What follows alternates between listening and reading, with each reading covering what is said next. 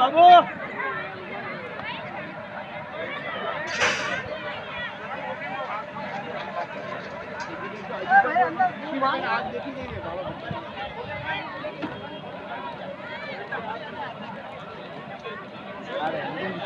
बरोबर शूटिंग ले जा